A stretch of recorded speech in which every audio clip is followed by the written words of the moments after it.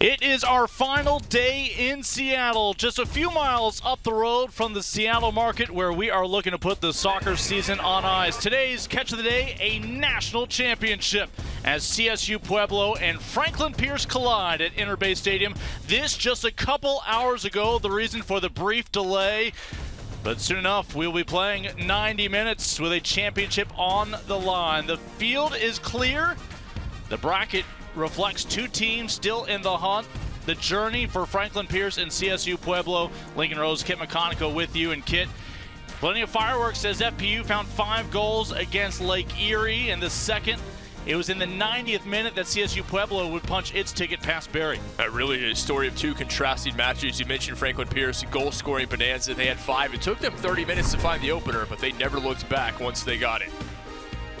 Well, at the time, it was 2-1 for FPU, and Javier Gutierrez found a second-half brace. 2 goals within the span of 9 minutes between the 50th and the 59th to put this one to bed. Now, the graduate student from Asturias in Spain came off the bench and made a huge impact. Those 2 big goals really solidified the victory at FPU's spot in today's final. That kept FPU unbeaten on the year. On the other side of things, the number 2 seed CSU Pueblo. In the 90th minute, the chemistry on display as Gabriel Campora finds the game winner. Just 39 seconds remaining. A beautiful head from Andrews, able to find the leading goal scorer in Campora, the junior from Saltillo, Mexico. No mistake, absolutely ecstatic. And you see the Thunderwolves' reaction as they knew they were going to get a chance to play for a championship. The Thunderwolves had never competed in an NCAA postseason until last year. 1 year later, they've already rewritten all the record books. The snow has been cleared. The fans continue to file in as we're just about set for the final men's match of the 2022 campaign, as it all culminates here in Seattle in Division II at the D2 Festival. This is going to be a fantastic matchup. Obviously, you have CSU Pueblo, kind of the new entry, if you will. Last year, you said their first foray into the postseason, but you're going up against a team in Franklin Pierce.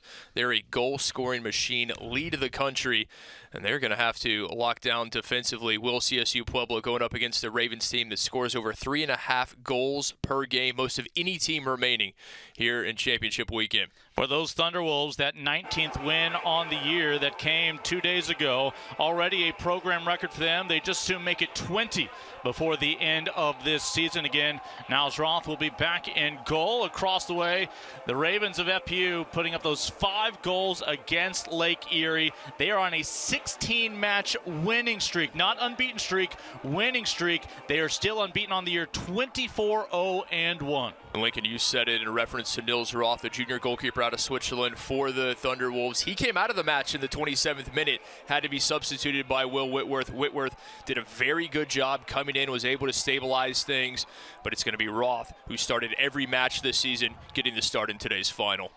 So Thunderwolves in blue, the Ravens back in the whites, in which they found those 5 goals back in the semifinals. As we are moments away from getting underway here, the top 2 seeds able to prevail and make it to this final day. Lincoln is going to be very important for CSU Pueblo to get off to a good start. And even though Franklin Pierce had 5 goals in that semifinal, they couldn't find the opener until 30 minutes had elapsed. That is not something their coaches are used to, and I'm sure Ruben Resenda has told his team that we need to get off to an early lead, find the opener, put pressure on CSU Pueblo. Last year, it was all Golden Eagles in the final, as Cal State LA knocked off Charleston, a regular visitor, neither of whom able to make it back this year. Of course, Charleston can look to FPU as the reason why they are not here, falling to them 2 rounds back. And a 1-0 outcome that favored the Ravens at the time, advancing them to 23-0-1 on the campaign. The sun is out. So short sleeves, the desired wardrobe for the majority of our championship participants here today on this artificial surface. Might be a few wet spots remaining from some melted snow, but otherwise great conditions here to crown a champion. They really are, and we weren't sure that was going to be the case when we woke up this morning. Snow across the pitch, as you saw. The sun was not out. It has come out just a few moments ago, and perfect timing. They're looking for Vicente Valor Martinez as FPU. Here is Martinez into the box. Early opportunity. Out wide to Severo Angel, the All-American midfielder, the grad student out of Spain. Again, a Spanish-heavy roster here for the Ravens.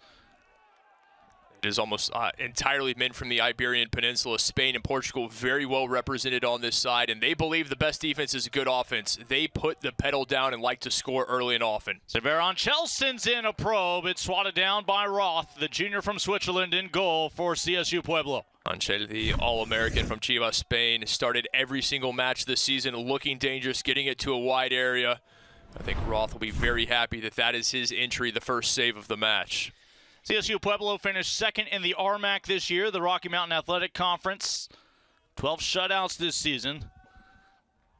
That only loss in conference play was at Colorado Christian.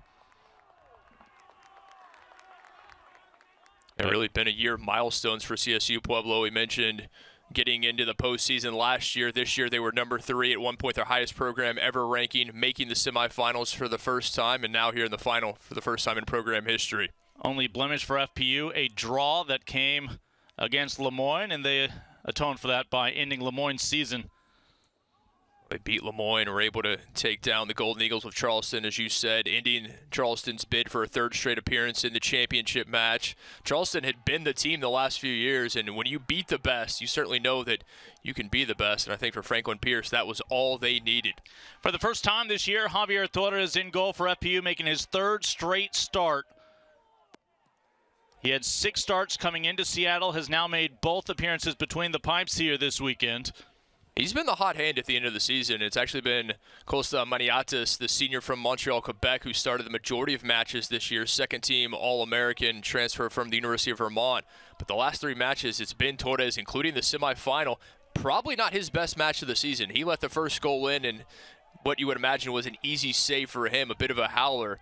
How does he respond after that performance in the semi? Luckily, his teammates gave him plenty of support. Again, Maniatis, with whom he has shared time and goal this year, was your back-to-back goalkeeper of the year in the Northeast 10 Conference.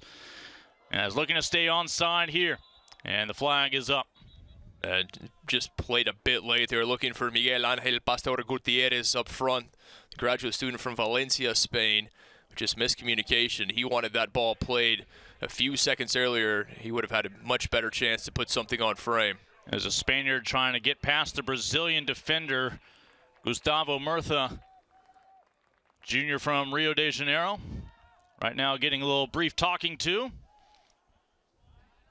We know this Thunderwolves defense is going to be tested, but they cannot commit too many numbers in that final third back to defend against that very stout Ravens defense, the offense, I should say. They need to keep some numbers forward and have that attacking ability when it presents itself. So, Kit, how long can we go without saying the name of the National Player of the Year? Brodilio Rodriguez, the sophomore from Portugal for FPU, has number 27 on his back. He did have a key assist in that last match, but you imagine he's hungry for that 21st goal on this campaign. Just such an impressive player. 20 goals, now 21 assists. That leads all of Division II men's soccer. But there was a focus on him in the semifinal, and for good reason. They were able to keep him under wraps for the most part, was Lake Erie. But he played the distributor, had the assist, and very happy for his teammates to be the goal scorers. That last ball was intended for Rodriguez, but he had 2 Thunderwolves clamping down on him. That'll likely be the case for much of today. And this ball back over to CSU Pueblo. And that opens things up a lot for the Ravens when you have so much focus on one player, and obviously for good reason, Brodilio Rodriguez, player of the year in the country in Division II. But his teammates, they understand they are going to have chances because of that focus on number 27. Right now, back and forth with the center backs, Murtha and Zavatini. A couple of Brazilians on that back line.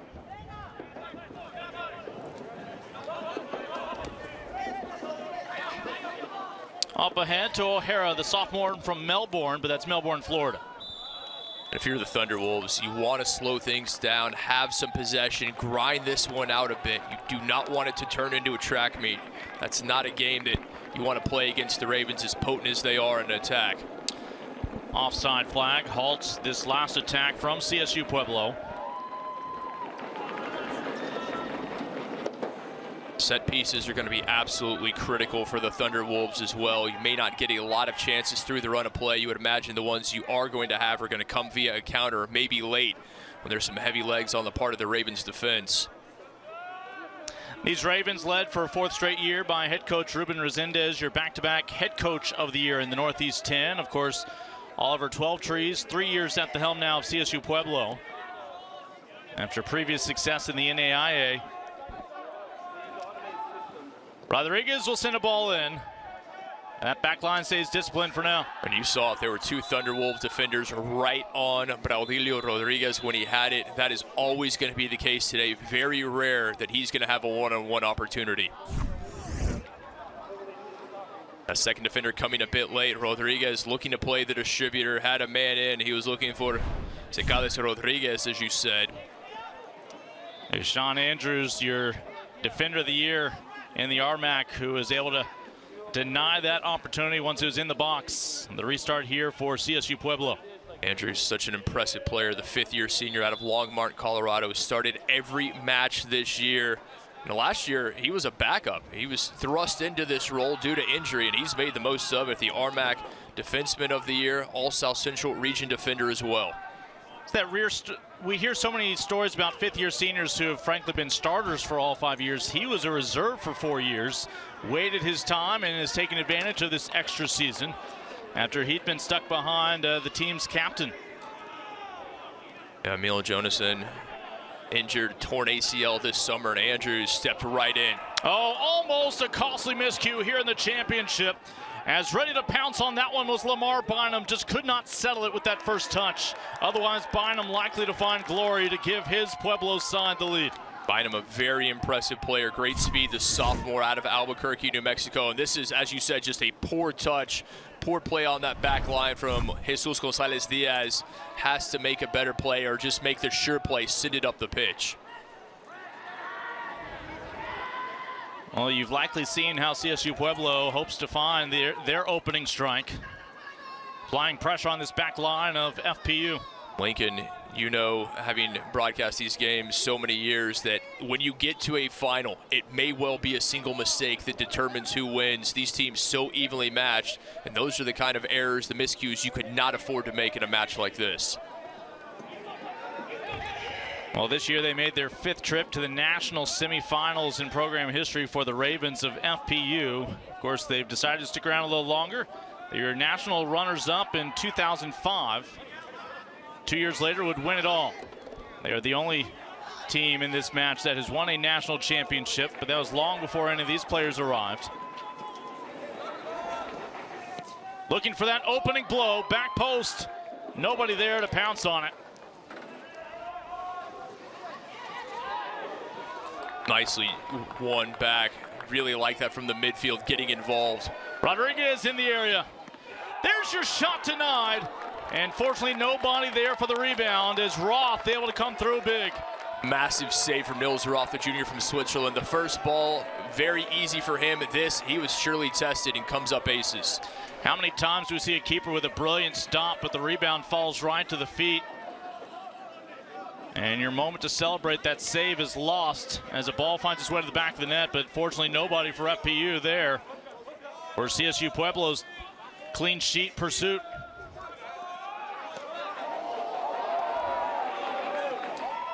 Into the area with Prego. Precarious moments here, and it is the Ravens who strike first in pursuit of an undefeated run to a national title. It's Miguel Angel Pastor Gutierrez. A grad student from Valencia, Spain, does a good job shoulder to shoulder, able to body off Zavattini in a clinical finish. He had the 5th, that final goal in the semifinal, and he has the opener here. Brilliant stuff, puts it in the side netting. Nothing Roth could do about that. We knew the Ravens were going to look to score much earlier than they did in the semifinal, and they do just that. 10 minutes in, they find the opener. He has had the last 2 goals here in Seattle for his side. His now 7th goal on the year. He hopes this can hold up to be his 4th game winner. Now the pressure really on CSU Pueblo. You know FPU wants to turn this into a high-scoring affair. They certainly have the ability to do so. And this next goal, very important for the Thunderwolves. They need it on their side. Because if they go down 2-0, you have a feeling that third and fourth are going to be coming quickly for the Ravens. We've already crowned cross-country national champions this week as part of the D2 Festival. Field hockey national champion will be crowned later today. Of course, volleyball as well in Division II. Over 1,000 student athletes descended this week upon Seattle to compete across 4 different sports for 8 different titles. We've got the men's national championship underway. Later on, it'll be the women's turn to shine here on the pitch, as we'll have a women's team as well that is undefeated on the season. Westchester out of Pennsylvania. The problem is it's not going to feel like home field advantage for them. Western Washington still in the hunt for their second ever national crown. Their camp is just 90 minutes away. CSU Pueblo looking for a foul in the box, and ultimately this will be awarded outside the area. That's a good call from our official. The contact initiated outside the box as Campora, the man taken down. Take another look and you see it. Oh, hard to tell. And again, is where the contact, to know it's not going to be the foul on Campora. It's the previous foul that the referee saw, and so that is why I didn't point to the spot. Yeah, big difference there. But this is a great opportunity. We knew set pieces were going to be big for the Thunderwolves. They have a good one here. We'll see what they can find in this as Caio Oliveira, the junior from Brazil, stands over it. First team all-conference in the RMAC this year. Came into this week with 6 goals and a pair of assists. He did claim an assist on that lone goal in the 90th minute back on Thursday. Looking for the equalizer. CSU Pueblo still knocking on the door. They had 2 bites at the apple.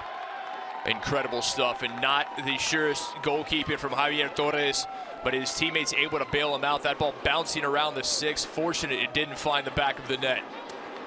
FPU still unable to turn them away. It is a corner kick for Colorado State University Pueblo. And you see it, great ball from Oliveira, sent in, had a teammate, Torres unable to get to it, and then all the bodies in front. Thunderwolves just unable to get this one through, but they will have another opportunity. Can FPU stay organized?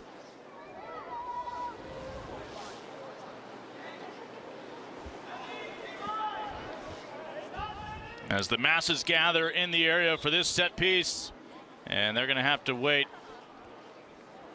A lot of jockeying there, just shy of the penalty spot. Referee on it, saw everyone, wants to make sure everything above board, and it needs to be in this situation. This is a critical set piece for the Thunderwolves. The Brazilian midfielder Oliveira over this one.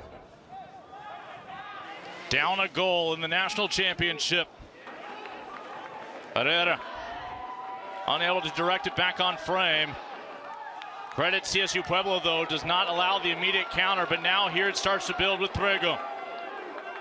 Up ahead to Severa Anchel. And this will stay with FPU. Remember, they had to wait until a half hour into that match before the first of their 5 goals in the semifinal. But once they broke through, there were more goals to come. Franklin Pierce fans back in New Hampshire and here on the West Coast did not have to wait as long today for that opening blow. Very nicely done, the transition defense from CSU Pueblo. Thunderwolves getting back behind the ball quickly, not allowing the counterattack opportunity, as you said. And this FPU team, they can turn defense to offense as quick as any team in the country. Reminder, FPU has only conceded multiple goals in a match once all year. It was the opening match in the NCAA tournament when they defeated Notre Dame 6-2. They then gave up 2 goals against Lake Erie, as Teddy Baker found that 80th minute goal to make it interesting at 5-2, but nothing more. Back in the semifinal.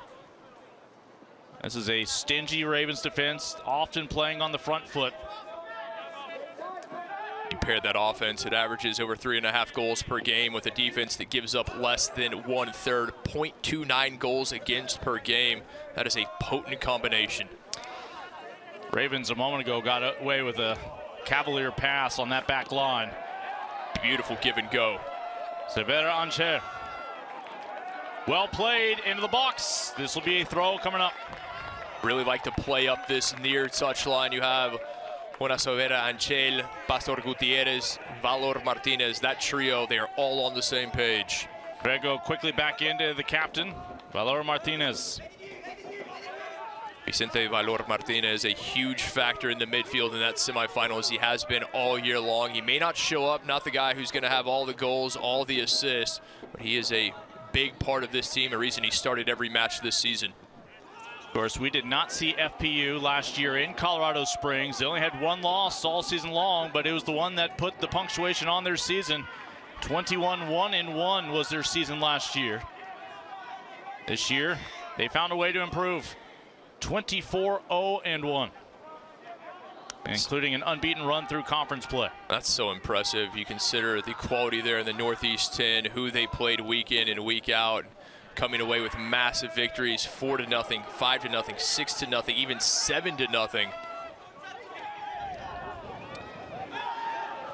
Oh, had the keeper on an island. Roth, no hesitation, able to squeeze it in. Well done by Nils Roth. He had to come off his line as a goalkeeper. You can't second guess yourself. Once you make that decision, you have to get there come hell or high water.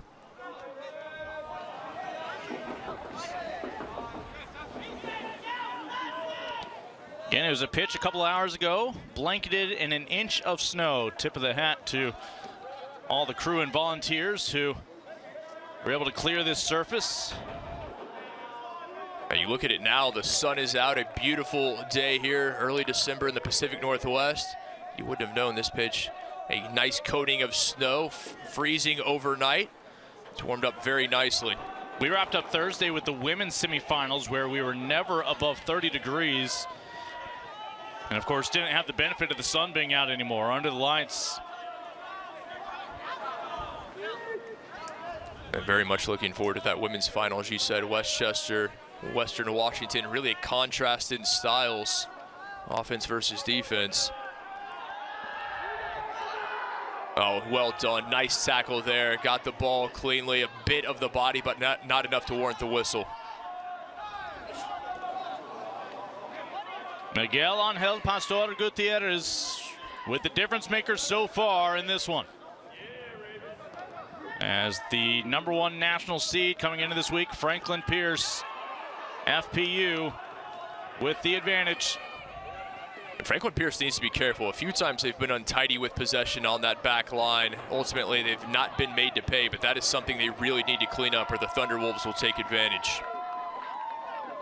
CSU Pueblo back line looking to trigger that offside trap.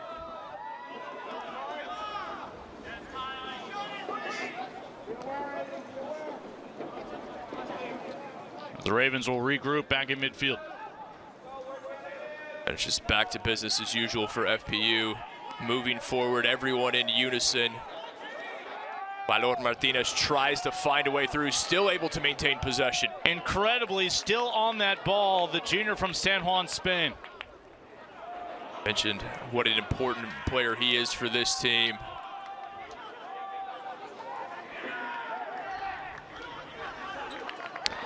FPU would find 2 goals in the final 15 minutes of the first half back in the semifinals to take a 2-0 lead into halftime. Lake Erie briefly pulled one back early in the second half before FPU erupted, including that second half brace from their teammate Javier Gutierrez.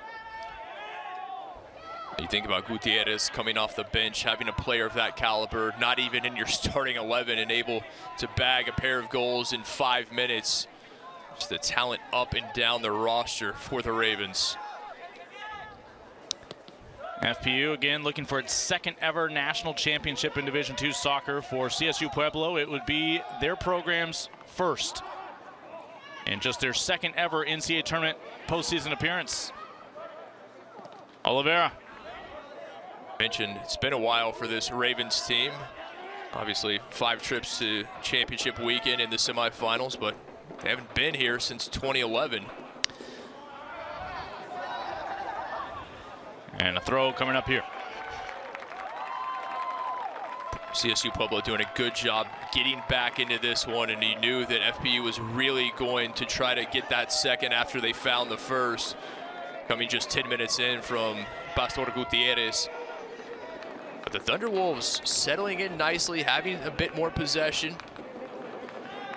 Well, we keep mentioning Thunderwolves last year, their first ever NCAA tournament appearance, so you're thinking, well, sure, it makes sense. Now they make a progression.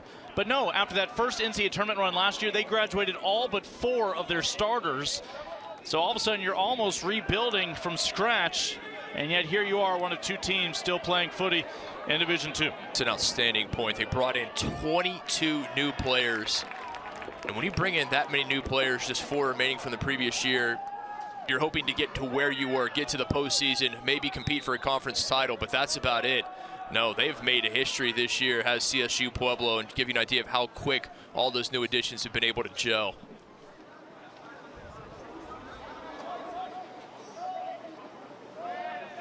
Lone goal in this one, just inside of the 11th minute from Miguel Angel Pastor Gutierrez, who had that 5th and final goal in the semifinal in the 5-2 win for FPU. Roth outside of his area to help link things up through the back. As I said, I like this from CSU Pueblo, just slowing things down a bit, getting the touches, chance to get a bit more organized. Campora, the Mexican. He's the danger man, leads this team. 16 goals on the season. Hoping to force a miscue, applying pressure here on that Ravens back line. They do win it back in the box. Looking for the top left 90, Gustavo Murtha, who had pushed forward with that left boot. Sends it one. The junior from Rio de Janeiro that time. You see it right there. Murtha, why not have a crack? But another opportunity via a Ravens turnover in that defensive third, and they are far too casual with the ball in front of goal. I mentioned it before, but they have to clean things up. The center back seeking his 2nd goal on the year. Would have been a big one.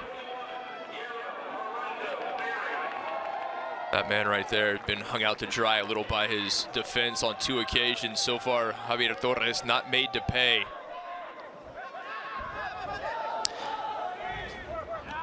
We'll get you updated on subs in just a moment. Among them, Hero Fernando Ferry, another Spaniard coming on for FPU. Also from Valencia.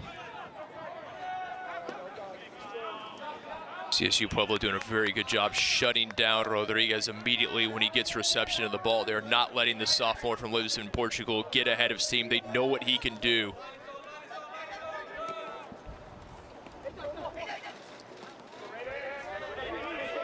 Well, CSU Pueblo has looked like they are going to be capable of finding a goal in this one.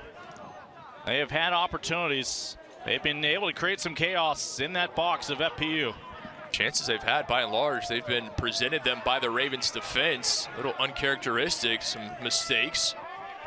Murtha, who took that last shot. And not the touch there, looking up ahead to Campora. Miscommunication. Campora trying to play that ball back. His teammate making a run down the line, and the junior from Saltillo, Mexico.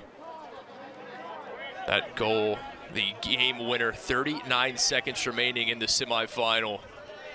For all the world that we were going to be headed to overtime, Campora, he had other ideas.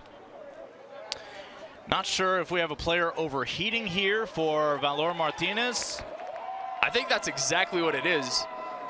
Vicente Valor Martinez came out. He had gloves on, also the undershirt as well, but he is quickly heated up, literally. And I saw him take the gloves off about 10 minutes ago, and now the undershirt as well. And to be clear, that's not a yellow. That's important. That's the one time you get to take off your shirt and not be awarded some mustard from the referee. No, they were out here in sleeves, and everyone on the bench wearing as many layers as they possibly could in the semifinal on Thursday, just trying to stay warm. And you see immediately, I really like the fact that Valor Martinez talking to Bernardo Prego, don't throw this in yet, I've got something I have to do. But it's warmed up, 44 degrees now, and it's sunny here in Seattle. Balmy. Well, compared to what it's been the last few days, absolutely.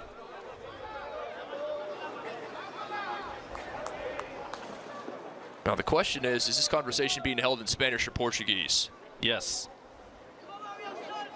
They're all friends right now, but we'll see if those two countries meet in the World Cup quarterfinals, if they're on talking terms.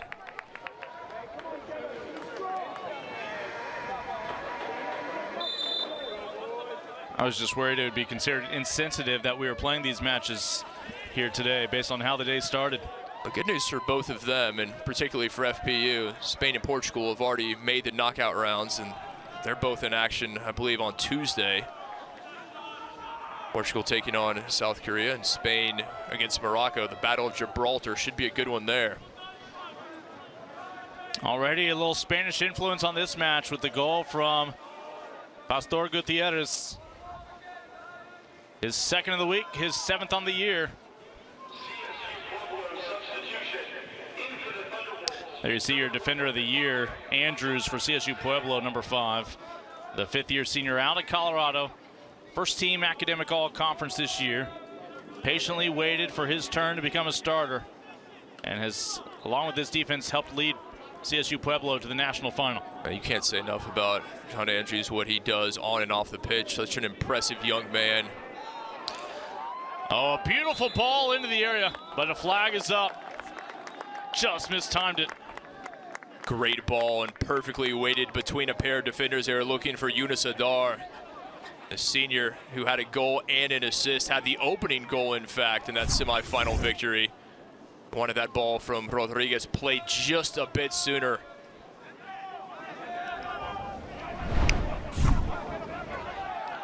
Roth only needed 2 saves in that victory.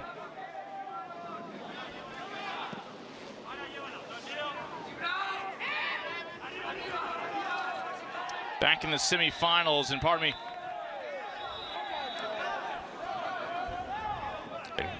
Looking at my wrong notes, it needed just 1 save. Remember, he was split that match along with Whitworth. See right here, Miguel Secades Rodriguez just took this one from behind. Trying to make a play on the ball was Mario Sandoval. Sandoval just catching the Raven midfielder. It looked like an elbow there, but Secades Rodriguez back on his feet, no worse for wear.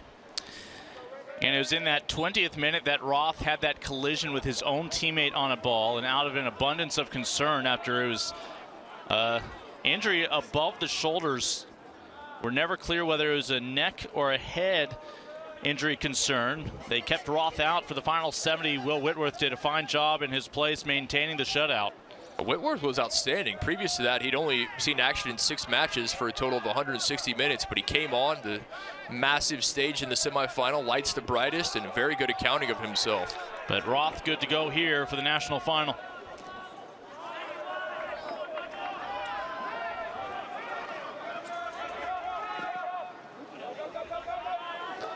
Looking for a friendly hop. Prego. First team all conference, but has it poked away. They'll regroup with Gonzalez Diaz. Great job to take it away, but you see the Ravens immediately regrouping, coming back, just wave after wave of attack in white. Fernando Ferri off the bench with this ball on his right boot, will tap it back to Prego, the pride of Portugal. Looking for insurance here in the first half of the national championship. Defense for the CSU Pueblo doing a great job winning those 50-50 balls in the box, but you see when they do win it, trying to get it forward is attacks because everyone in blue back defending. FPU with 4 All-Americans, none of them from America. One of them close, the Canadian keeper, though not in goal this week in Seattle. That poor foul right there, running up the back, was Fernando Ferri, and that's one you just have to understand that Campora has the ball. He's going to use that big 6-foot frame to shield the defender, but instead he's able to win the free kick.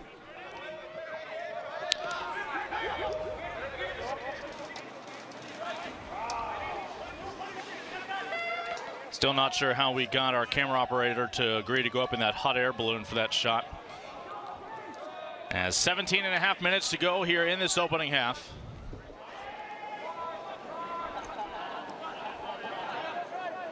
There have been good stretches from the Thunderwolves, but they haven't put together any really dangerous opportunities except for that one via the set piece where the ball was bouncing around the box. Ultimately, it's deflected out by the Ravens defense.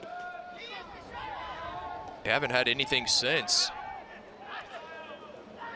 Up the spine. They'll bring it back to the spot of the foul. Let's see if there's more. It will be a yellow, as it is directed towards Valor Martinez.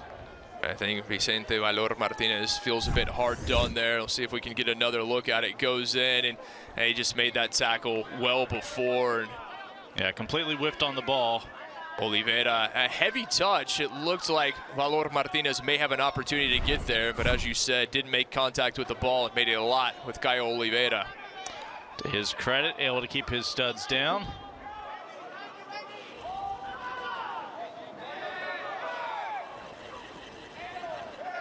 Junior with 5 goals, 10 assists this year.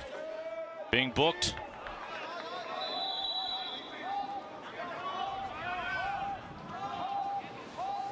Oliveira has had some good service today. Does the flag stay down? And that was excellent service from Caio Oliveira. He put it exactly where he wanted to, had the head of a teammate, Andrews. Thought he may have been interfered with a bit by one of the Raven defenders, but you have to get on the end of that ball from Oliveira. At the very least, get a touch, put it on frame. Herrera comes off for CSU Pueblo. Matthew Coleman coming on, the junior from Sheffield, Yorkshire, UK. One of those 4 returning starters. He happens to be coming off the bench today. Yeah, what a luxury it is to have a player of Coleman's capability coming off the bench.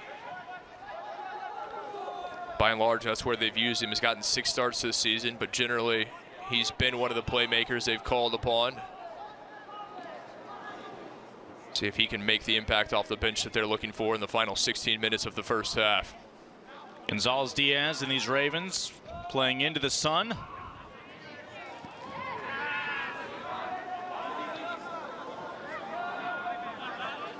Bit of wind going from right to left, and that was the case on Thursday in the semifinals as well. Certainly less of a factor, not gusting nearly as hard as it was. Rodrigo Parafita, second-team All-Conference defender out of Spain. An everyday starter on the back line this year for the Ravens. You said it. He has been the man on the back line starting every match this season. The senior really leading things in defense. It's been a stingy group, especially through this 16-match win streak. FPU trying to finish an unbeaten and nearly perfect season. Just 1 draw. The only time they came up short of the full 3 points. They were able to avenge that draw in the regular season with Lemoyne, and that's what you hope for. If there's a team who's going to put, so we say, a blemish on your record, you just hope you get a chance to face them again and rectify that. They certainly did. Lemoyne, the only team to shut them out this season. That was the scoreless draw back in late September. I like the patience when Prego gets it back, realized it wasn't there, thought about sending the route 1. It looked, thought better of it. FPU had 10 straight shutouts to close out the regular season. They added an 11th straight shutout to begin their conference tournament before Southern New Hampshire, the Penmen, finally found a goal, although they had to settle for a 7-1 scoreline when celebrating that 1 goal. Similar to that semifinal with Lake Erie. Lake Erie found a goal, but ultimately fell 5-1. And you can find a goal against this team, but if you're going to keep pace with their goal scoring, that is going to be a tall task for any side. Outstanding work there, winning the foul. Just great stuff from the Thunderwolf defender. Had a man on his back. See it right here, battling with Prego was Ricardo Schroeder Jr., the junior from Paraná in Brazil. As a defender, you have to understand your body may be your best weapon in that situation. If you can shield your opponent off the ball, they're going to get frustrated, commit the fouls. It happened right there. Obviously, the snow is gone, but that doesn't mean that the ground has softened any after being frozen all throughout the past couple of evenings. Good news for these teams, the sun is out. That is not something that we had a whole lot of in the semifinals on Thursday.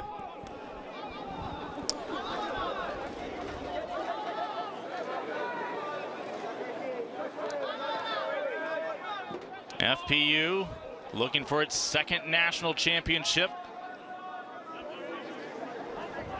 At the moment, thanks to a goal 5 seconds into the 11th minute from Miguel Angel Pastor Gutierrez, his second of the week, they are in the lead. But curiously enough, they haven't been able to find the insurance goal. I figured as potent as they are on offense, they would have found it by now, and it's been relatively benign in attack from this Ravens team ever since. Haven't had many chances, but they haven't pressed for many either. Prego. They seem content to maintain possession, knock things around, see if they can find some holes in that CSU Pueblo defense, and they've been hard to spot. What a vibrant campus here at Seattle Pacific University for the past few days. Volleyball, field hockey, cross country, and soccer. National championships all being crowned this week here in the Pacific Northwest. It's our first fall championship since 4 years ago in Pittsburgh, as the Thunderwolves still have not allowed an insurance goal from FPU. Just a great feeling, all these student athletes in one place, almost a collegiate Olympic village, if you will. They're all able to mingle together, get together, even watch each other's matches when the time. You know that some of these CSU Pueblo soccer players cheering on their women's cross country team was participating in yesterday's national championship here at the Fall Festival. Lincoln Rose, Kip McConico, along with our NCAA.com crew. Great to have you with us on this final day of the Division II soccer seasons for both the men and the women. This year, the men's title game first, followed by the women. Last year is Grand Valley State for the women lifting the trophy, followed by Cal State LA for the men in Colorado Springs. None of our champions from last year returning to the final site this year, though a couple of former champions are still in contention for both the men and women.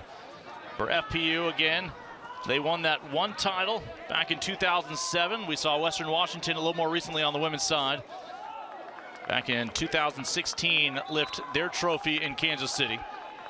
A lot of new faces after the dominance from Grand Valley State on the women's side and Charleston on the men's side this previous few years. This stadium, Interbay Stadium, is going to get louder and louder as we get closer to that women's match, just because one of the participants is less than an hour and a half away. They're in Bellingham, Washington. It'd be even closer if there wasn't some water in the way. It is not a far trip from Bellingham down here to Seattle, and they brought a crew on Thursday for the semifinal, and you know the Vikings are going to bring even more. Very well represented, not just in Bellingham, but across the Evergreen State. They have players from the Tri-Cities, players from pretty much every corner of Washington State, so a lot will be on hand. Start of our men's match, again, to clear the field adequately, was delayed a half hour. The women's match at the moment is just a 15-minute delay from the original scheduled start time. That is depending on whether or not this men's match behaves. And right now, it is not going the way Franklin Pierce would have liked, even though they have this 1-0 advantage. Give the Thunderwolves full credit. They're hanging in here. But it's one thing to hang in, it's another to put the pressure on your opponent. And they really haven't done that. Just not chances for CSU Pueblo. Nobody would be happier to delay the start of the women's match than our friends from Pueblo, Colorado. That means they would have found an equalizer or two. And here's your next opportunity with Campora. Poor turnover, and Campora gives it right back. He was looking for Ricardo Schroeder Jr., but the Brazilian late to come in, and Campora, it's a miscommunication between he and number 22, trying to get things straightened out. That was all started by a turnover, another poor giveaway. Unfortunately, there have been numerous here in the first half by the Ravens. 37th minute underway.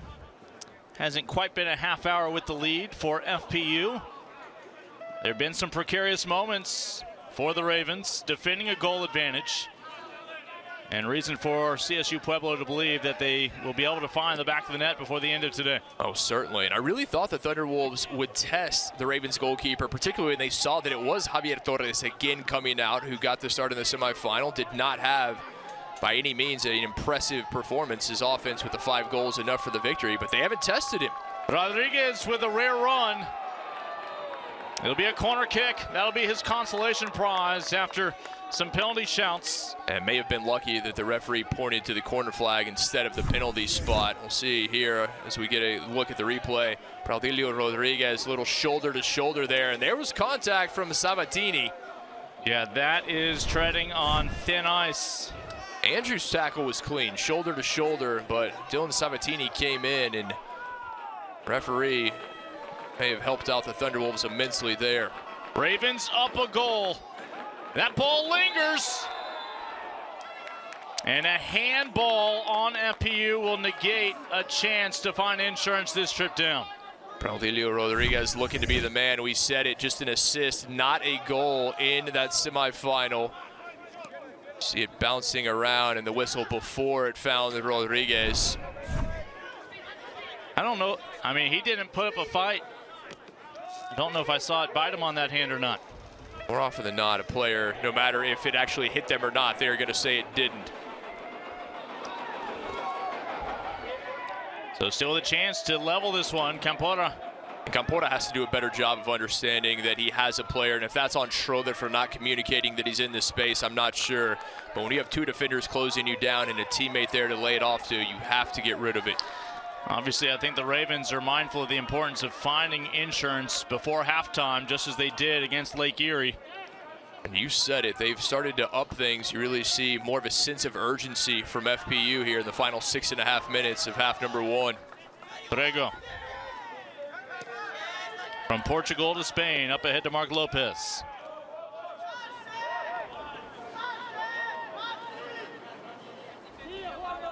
Lopez, very impressive semifinal coming off the bench, a goal and an assist. Rodriguez timing his run. Cannot keep it from eclipsing that inline. A goal kick for Roth. And he knew it. Tried to settle it off the head. It's so difficult to do. Thought he may have been better served to take it off the chest, but just a slick, hard surface, as you said, and there is still a bit of precipitation on it. The ball moving very quickly, and it's bouncing high because it was frozen all night and early this morning. Got a good look there at Braulio Rodriguez. 20 goals, now 21 assists after dialing one up in the semifinal. The sophomore from Lisbon, Portugal, the All-American, and as confirmed this week, National Player of the Year with his 2020 campaign here in 2022. Just an incredible player, led not only his team, but the entire Northeast 10 Conference with 20 goals and 20 assists this year. Those 20 assists coming into the weekend, leading all of Division II men's soccer. It's rare that you see that kind of parity. You'll see a goal scorer, may have 20 goals, maybe 3 or 4 assists, or someone with 20 assists may have 3 or 4 goals. But to have 20 and 20, that's impressive and rare.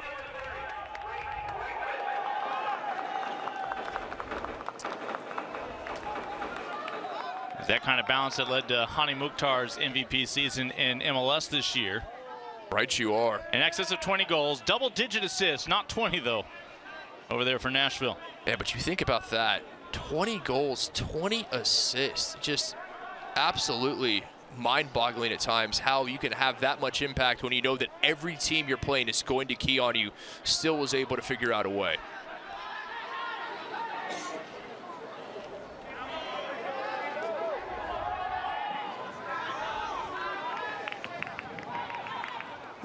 "40 minutes in the books in the national championship.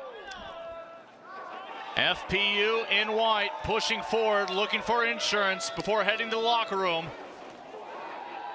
Rodriguez keeps it alive, but this one is skied. Oh, to have over again.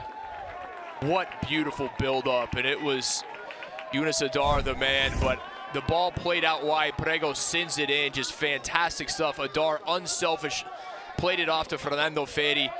And for Adar, a goal scorer in his own right, you thought he was going to take a crack.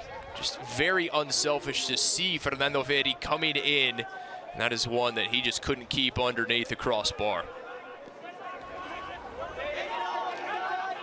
I feel like this Ravens team, they're all so adept at scoring goals. If you don't take advantage, you're going to get, at the very least, kind of an askance look from your teammates because everybody wants to put it in the back of the net. And if you don't take the opportunity, I don't know if they're going to look too kindly on it. At the moment, the wind at their back. For CSU Pueblos, they'll give it away in the midfield.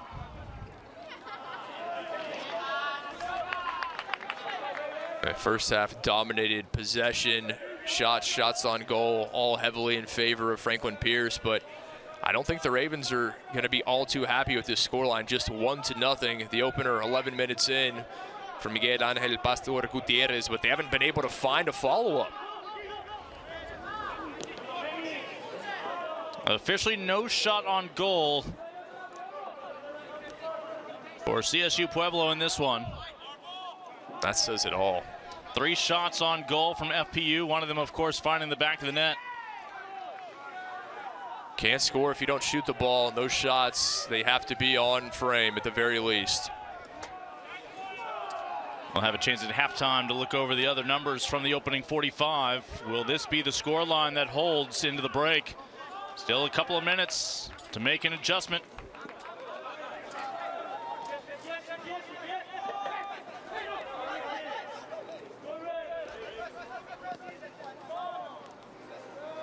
I mentioned it, but I like the patience from the midfield and that back line for FPU. They're not going to force it. We know their attacking prowess, but if it's not there, go ahead, knock it back, maintain possession.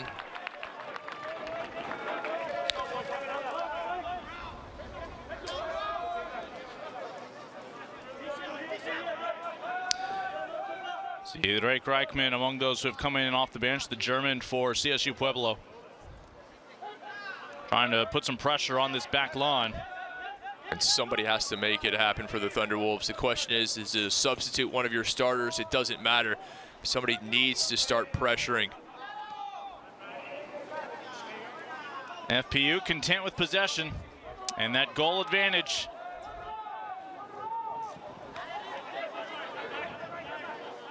At any given moment, they can try to link up with the National Player of the Year. As here's Rodriguez on the ball, but it'll go back over to CSU Pueblo. Final 60 seconds here in the opening 45 minutes. Again, Rodriguez there with that 27 on his back. Leads the nation in Division II with his now 21 assists. Will he dial up another friend before the end of today's 90? Or could he himself find his first goal in Seattle? Thunderwolves. We know they can score in the final minute. They did it in the 90th in their semifinal. This would be an equalizer. Bingwell. Another German. But the Ravens survive the attack. And this will stay with FPU. Very nicely done there from Vicente Valor Martinez. 3 defenders on him, just uses that big frame, slows things down just a bit, able to maintain possession with the throw. Final seconds counting down here in Seattle in the opening half. It was a goal just inside the 11th minute that right now has the #1 team in the nation, the undefeated Ravens of Franklin Pierce University out of New Hampshire, perhaps 45 minutes away from their second ever national title here in Division II. We have reached halftime here at Interbay Stadium. We'll step aside. When we rejoin you just before the start of the second half, we'll have a chance to take a look back at that goal and some numbers from the opening 45.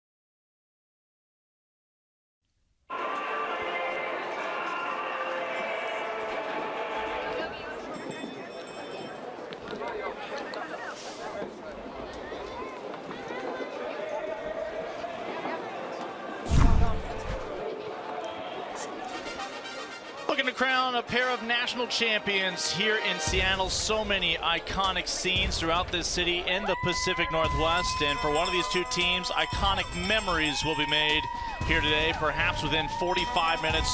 We welcome you back to Interbay Stadium on the campus of Seattle Pacific University. Lincoln Rose, Kit McConico, and Kit. We were scoreless for the opening 10 minutes of this one, but 5 seconds into that 11th minute here in the championship final, Miguel Angel Pastor Gutierrez able to dial up what has so far been the difference maker. He was indeed, and it was a great ball sent in. Bernardo Prego, this one bounced around, was cleared initially, but then just a beautiful spin from number 10 in white. Clinical finish from Pastor Gutierrez, the only goal of the first half. They came knocking. Their one corner kick of the opening half. A handball would deny them a chance to put this shot across the goal line from their National Player of the Year, Rodriguez, as he still searches for his first goal here in Seattle.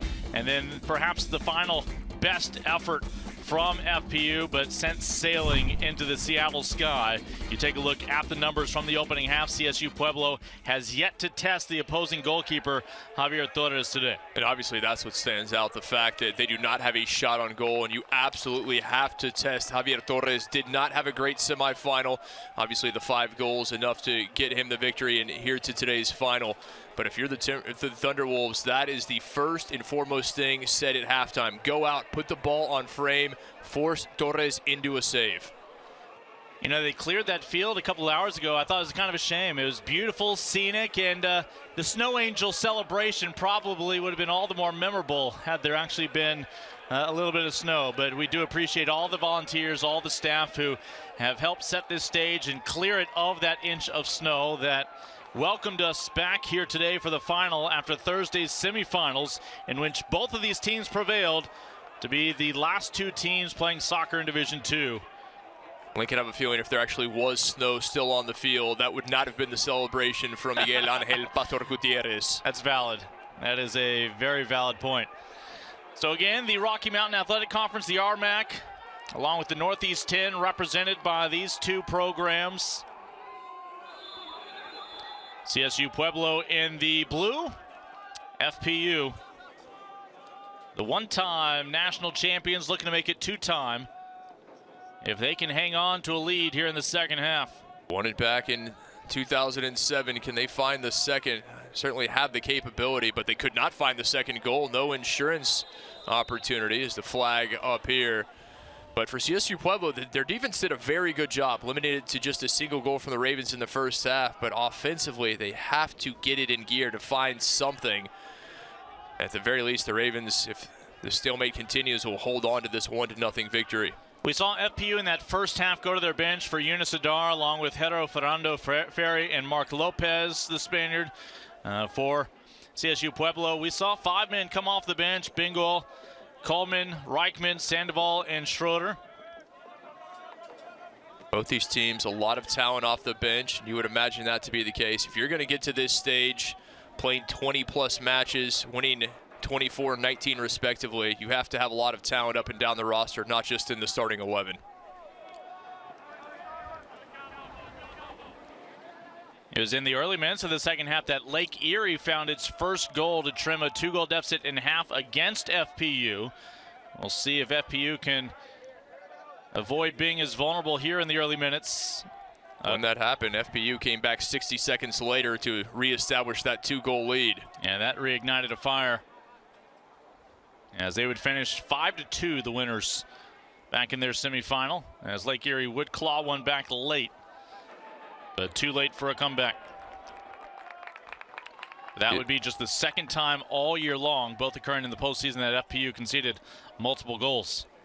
CSU Pueblo keeping this a 1-goal affair, certainly all to play for here in the second half, but the question is, who steps up? Would it be Bingo, the substitute, the senior from Germany? Who is that player for the Thunderwolves that is going to make it happen? And a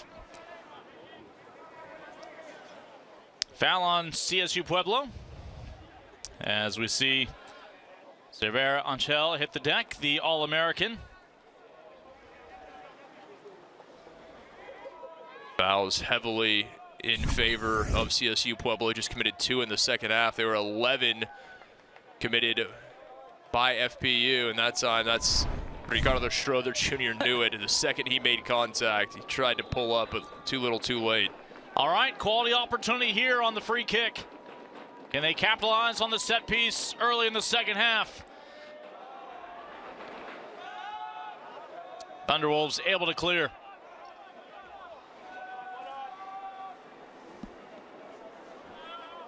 Question is for CSU Pueblo, what are you going to change in this second half? At first half, where the possession dominated by Franklin Pierce, you're really able just to dictate the pace and style.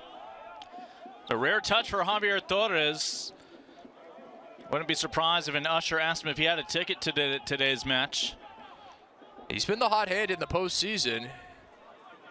Has 3 victories in the postseason, 3 of his 6 games coming in the postseason this year. A giveaway opportunity as it falls to the feet of Sandoval.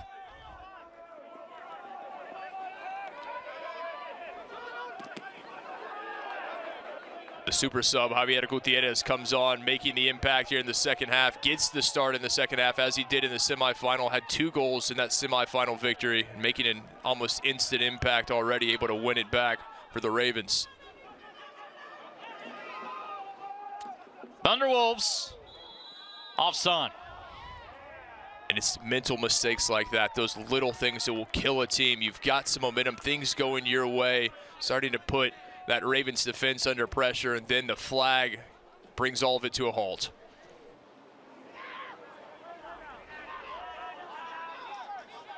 CSU Pueblo this postseason knocking off Cal Poly Pomona, St. Mary's of Texas, and Northwest Nazarene out of Idaho to make their way to Seattle. They would knock off Barry in the semifinals, and what a postseason journey Barry had. Remember, they hosted the previous round against a conference rival, Rollins, the Tars, out of the Sunshine State Conference. Barry trailed 45 minutes in, down a goal for a week, as the weather conditions did not allow them to continue that match that day. They would postpone it from the weekend before Thanksgiving to finish after Thanksgiving, when most of us were in no condition to be competing in anything other than just letting our digestive tracts run their course with all that turkey and stuffing. But ultimately, Barry would force a shootout before the end of it. The Buccaneers would punch their ticket back to the final. Of course, their volleyball program also made it here this week.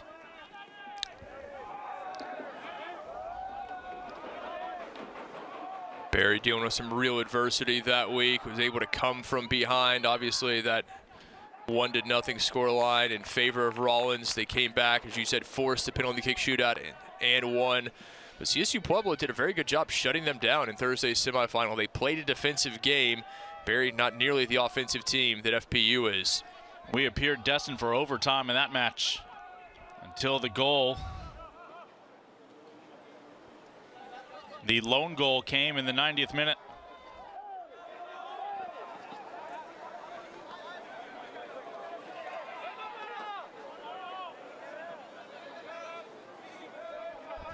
Play at Parafita. I think a lot of times Rodrigo Parafita doesn't get the credit he deserves as a backline player. Sometimes you're not talking about defenders unless they're making mistakes, but has such a great IQ, understands the pace, the flow, where he needs to be, and really brings his team along with him.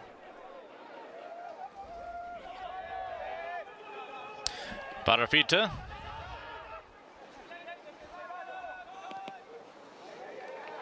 Oh, what a ball. Beautiful service there from Valor Martinez.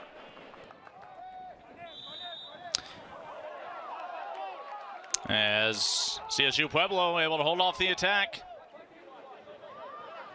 Work put in there by Sandoval, second team all-conference, the junior from Emporia, Kansas, out of the backyard, of course, of another Division II institution, Emporia State.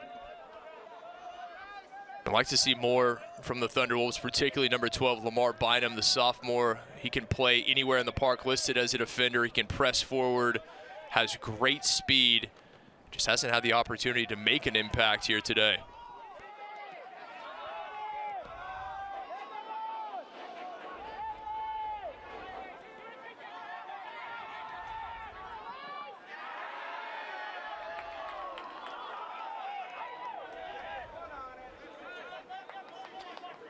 Every ball physically contested in these critical minutes as we are nearing the end of the 2022 campaign.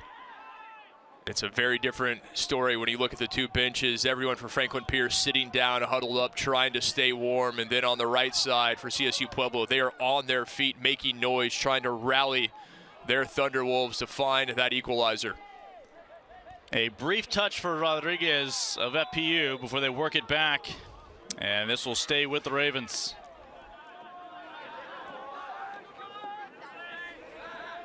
Just a clinical team in every sense. Obviously, so many international players, and you have guys that have come out of big-time academies, players from Valencia, there in Spain, just some very impressive resumes, if you will. And that translates when you get to college soccer. Sometimes for domestic players, that jump is a lot steeper than it is for the international players.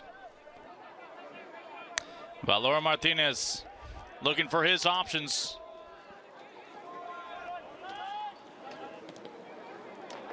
Into space, but nobody there. Parafita, I believe he was looking for Javier Gutierrez, but did not commence the run anywhere in time. One back, the midfield doing its job for the Ravens to a T. That time able to win it. Aitor Aguado, the All-American. The All-American Defensive Player of the Year in the Northeast 10, and it takes us this long to mention the senior from Spain, and that's a good thing. It is indeed. He started every match this year on the back line alongside Rodrigo Parafita and Aguado out of País Vasco.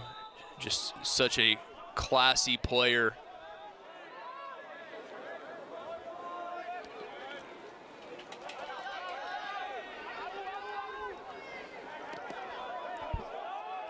They found that lone goal 10 minutes into this match. Thought they had insurance from the Rodriguez, their National Player of the Year, only for an offensive handball to wave it off. If his last name had been Maradona, maybe. There's only one of those, my friend. Was, I should say. Oh, poor turnover here. Chance for the Ravens. Rodriguez. Well spaced. But no crack in that back line of the Thunderwolves. You said it. CSU Pueblo's defense has done a masterful job today. They've organized really just the two opportunities, the goal and then the handball on Yunus Adar in the box. But those have been the chances for the Ravens. A brief touch for your National Player of the Year. It's that defensive midfield keeping 3 and generally 4 across the back for CSU Pueblo, but they're having 3 as defensive midfielders, not allowing any space. Methodically working their way through the gauntlet now. Just trying to find a passing opportunity. Just you see them going from one side to the other, probing, looking, trying to figure out a way to break down that defense. But as long as they can maintain this style of play, that goal advantage is still intact for the Ravens. A throw-in coming up for the attack of FPU. And because of that one goal advantage, they can play a little bit calmer. They can rest. They don't have to press. Just wait for that opportunity to present itself. Able to turn in the box, take the shot available, though a low percentage effort, and it'll be a goal kick coming up. An optimistic attempt there. Secades Rodriguez thought, why not have a crack at it? A young man from the greater Valencia area. They're well represented on this Ravens roster. It's quite the transition from Valencia to New Hampshire. Must be a direct flight. I hope they brought their coats with them. That's not something you need much of in Valencia.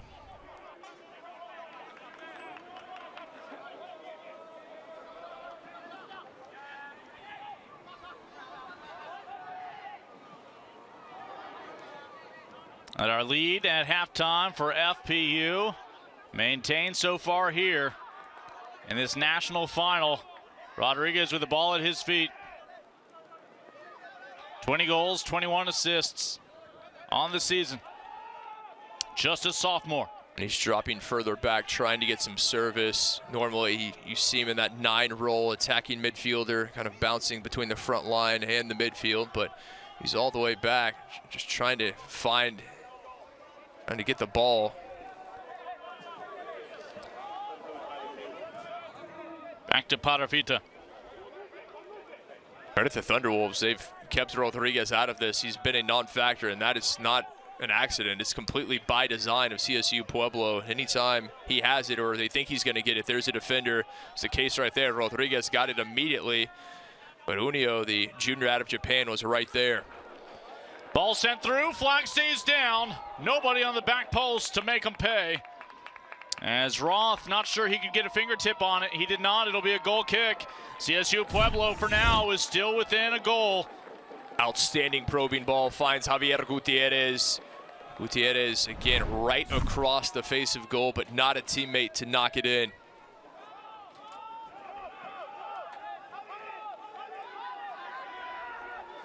With everyone in blue back defending, those are where the opportunities are going to come for the Ravens. Pushing it down the channels in the wide areas and then serving it in.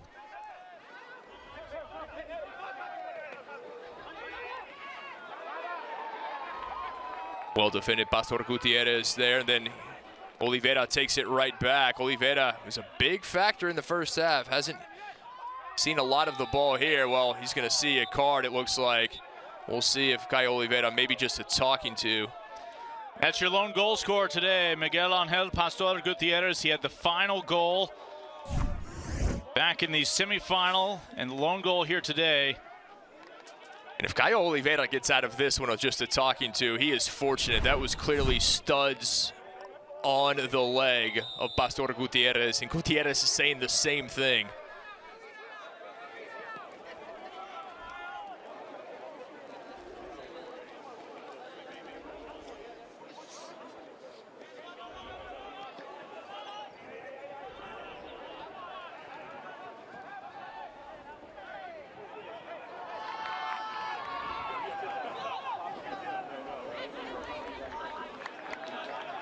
Ravens have not been able to find insurance. CSU Pueblo, as a result, still 1 goal shy of leveling this one.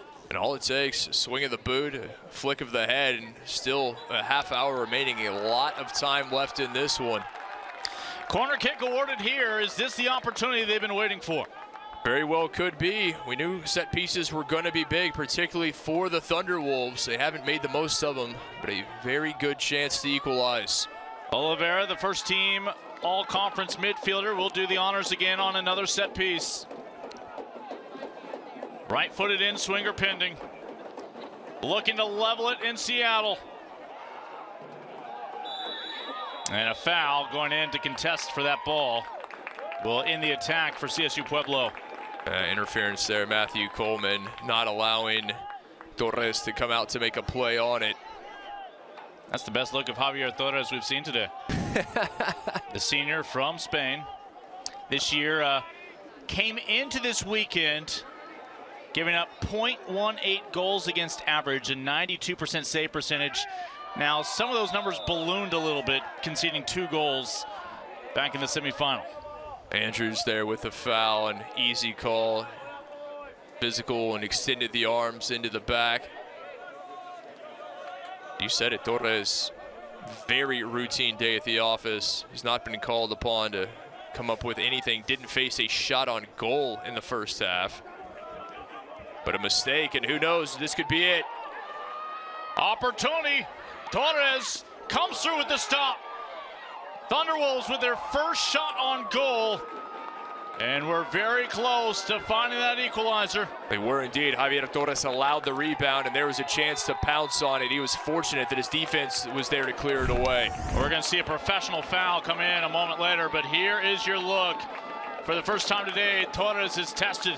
Sandoval there, and you saw Campora tried to get on the end of it. Full credit to Bernardo Prego, the man who was able to clear the danger. Yeah, Campora's going to have nightmares of not being able to polish that one off if they come up short today. And we saw in transition a tug of the jersey of the Rodriguez, and that is always going to get you booked with the yellow.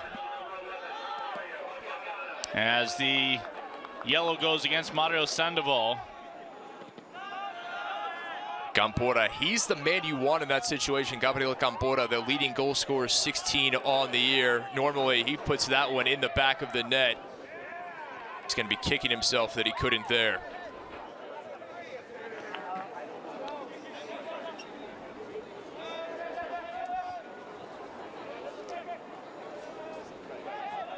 Again, at this point, CSU Pueblo was still in a scoreless draw in the semifinal up until the 90th minute when they found the breakthrough goal against Barry.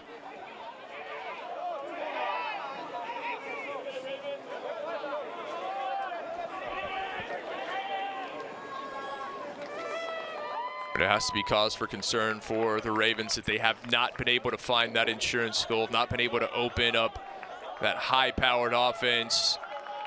So often scoring multiple goals. You said it, it's rare that it's only been one. Look at their score lines, 4, 5, 6, even 7-0. DeMarco Nuneo, you saw him checking out the juniors from Arizona and Japan. About 42 degrees in Seattle. That's going to be the highest temperature we see the rest of the day. Sandoval just unable to keep that one. Now Bynum back out on the pitch for CSU Pueblo. Like to see them get him more involved if possible. One of those players who can make things happen, running at defenders. A subtle touch from Rodriguez. Push in the box. They'll say play on. And difficult to tell there. There was certainly some contact. The referee, you have to certainly respect the fact that he wants to let them play, and he's done that. It's been consistent. It's been a physical game. They regroup from midfield, back on the front foot now. Prego, great stuff, but ultimately comes of nothing. And finally, the attack comes to an end for FPU. Prego just slammed on the brakes. Defenders flew by. Take another look at the previous foul. There was contact between Andrews and Cervera Anchel. Not enough to receive the point to the spot. And maybe Cervera Anchel has a reason to feel a bit hard done in that situation, not getting the penalty.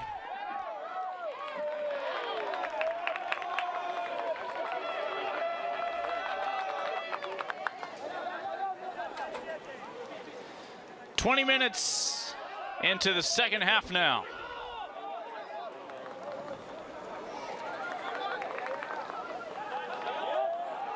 Opportunity. That flag stays down.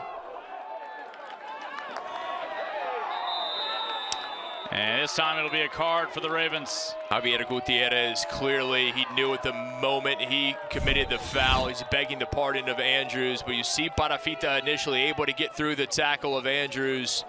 Parafita, good ball in, well cleared away before he was able to find a teammate.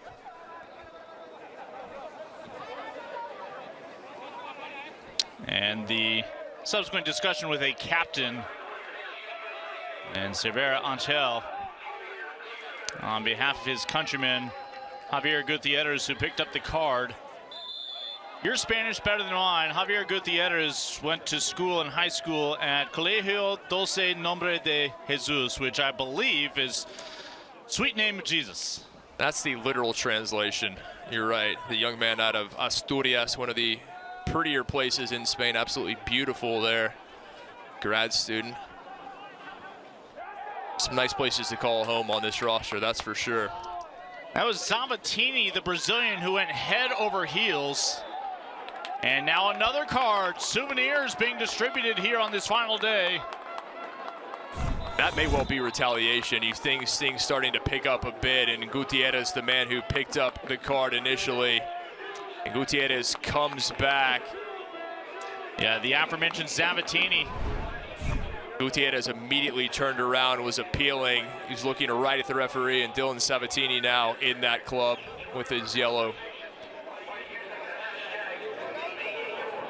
Both these teams need to be careful. Just a one-goal game, still a lot of time remaining. Have to keep things under control. Worst thing that could happen is if a red or a second yellow comes out, you're playing down a man for the remainder.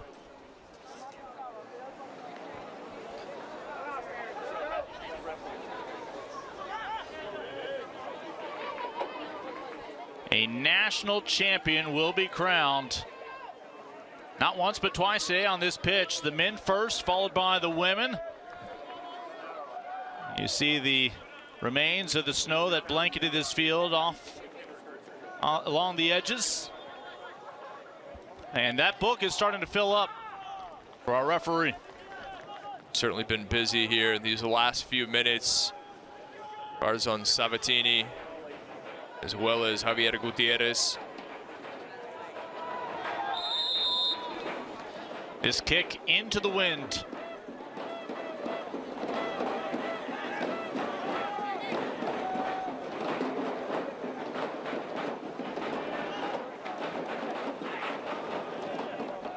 And Thunderwolves able to send it back up to midfield. Able to find Campora, but he couldn't find a teammate. This will stay with CSU Pueblo. Campora wisely holding things up. I don't know that he had much choice, as he was at a vast numerical disadvantage had he tried to take it himself. We'll see the return of Yunus Adar in a moment for FPU, one of their first team all-conference standouts out of the Northeast 10. Bynum under some pressure. Sandoval. Much better here from CSU Pueblo, quickly knocking things around, and that's what you have to do. Not give your opponent the opportunity to get set, switch field.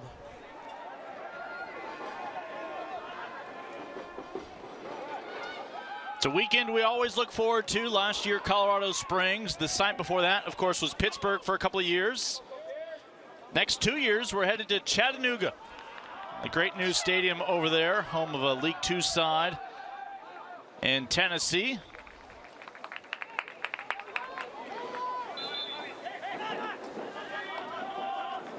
Moving all across the country, giving fans in pretty much every geographic locale a chance to come out and watch some top Division II soccer. Had some wonderful hosts. You said last year they're at Switchback Stadium in Colorado Springs. This year here at beautiful Inter Bay Soccer Stadium.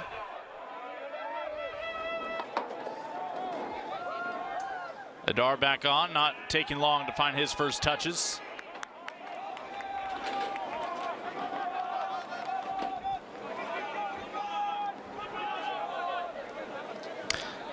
Sabatini on that back line in a tough spot, playing on a yellow the rest of the way. As you see, Lamar Bynum on the right side over the ball right now.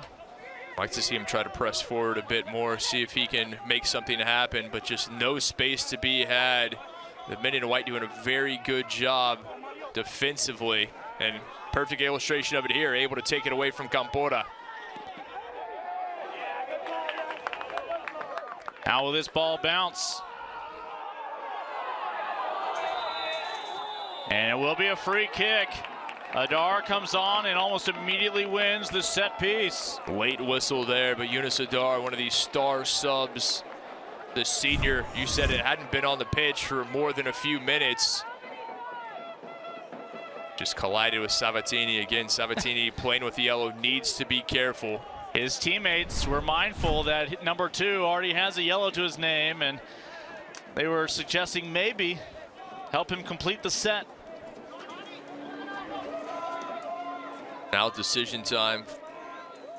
Vicente Valor Martinez, does he put this one on goal? Does he lay it off to a teammate?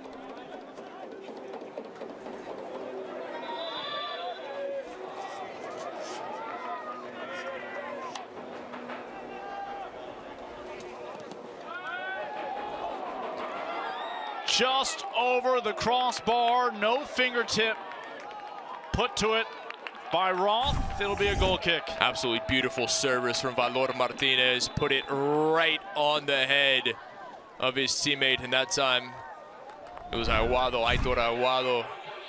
The defender knew he should have done better in that situation, but poor marking from the Thunderwolves, and thankfully for CSU Pueblo, they were not made to pay. Would have been the first goal in the year for the 6-foot senior defender. He earns his keep with the goals he doesn't allow.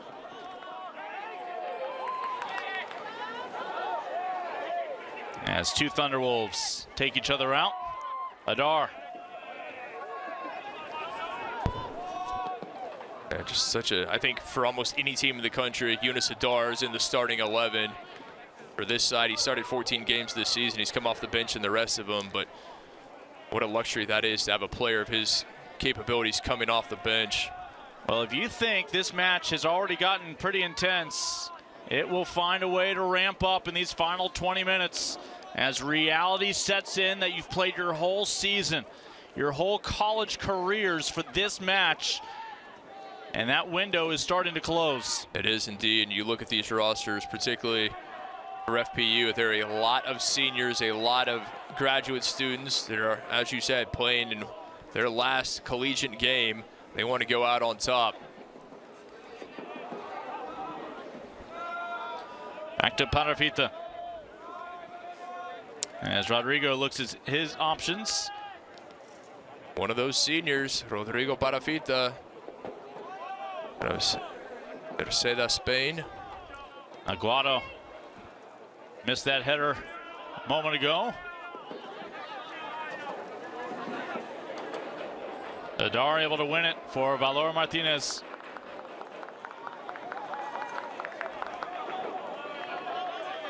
And with the benefit of having found that goal in the 11th minute, Ravens are not going to just take a shot and give this ball away, but here is a giveaway. Ortiz Peña, CSU Pueblo, on the front foot, down by just one goal. They've only managed the one shot on goal today. And that's one the Colorado native Ortiz Peña has to make something of. He was able to come up with it. He was given a gift, but at the very least, you have to get the cross in. Looked like there may have been a handball, but instead, Parafita will come back and win this ball anyways. And actually, it's going to be Rodriguez who helps win a throw. And Lincoln, for all of our talk about this FPU offense, and for good reason, averaging over 3.5 goals per game, their defense is equally impressive, giving up just less than a third a goal against per game. Those young men on the back line, outstanding and not getting nearly the respect I think they deserve. Flag up, halting the pursuit of insurance, which has eluded FPU.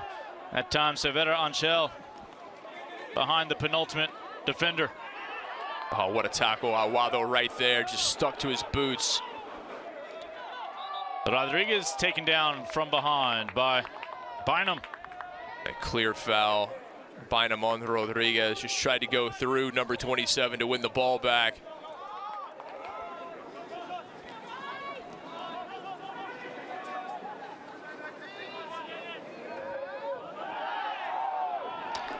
Thunderwolves, is this the moment? They had Ortiz Peña streaking down the near sideline, wide open, unable to locate him. And that's the case when it's congested at the top. You need to switch. National Player of the Year feeds one into the area. Keeper off the line. Insurance for the Ravens. It's 2-0 in the national final. Cervera Anchel. What a job, another beautiful team goal, but it is going to be the captain, Cervera Anchel, who absolutely was there to finish it. Take a look, Rodriguez. Perfectly timed ball, they want it offside. Look at the service from Cervera Anchel, right into the path of Adar.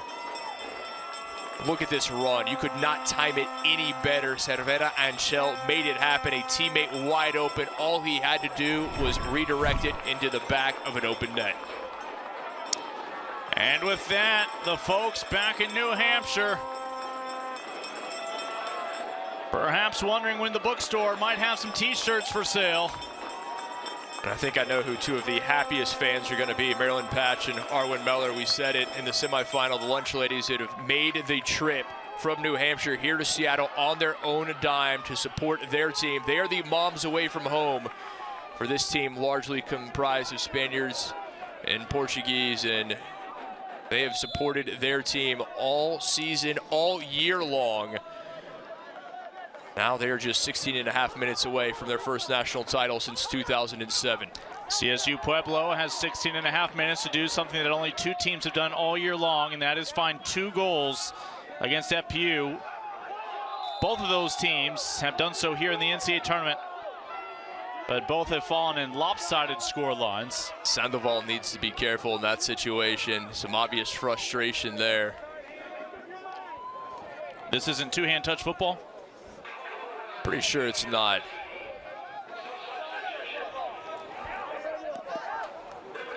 Waited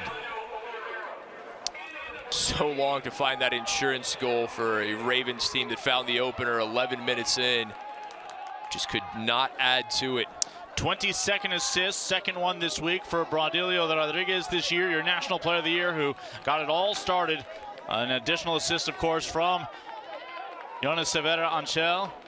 Yunus Adar made no mistake cleaning up at the mouth of the goal to make it 2-0. That may be the easiest goal that Adar has ever scored in his career. And you have to give full credit again, Rodriguez, who saw the play develop.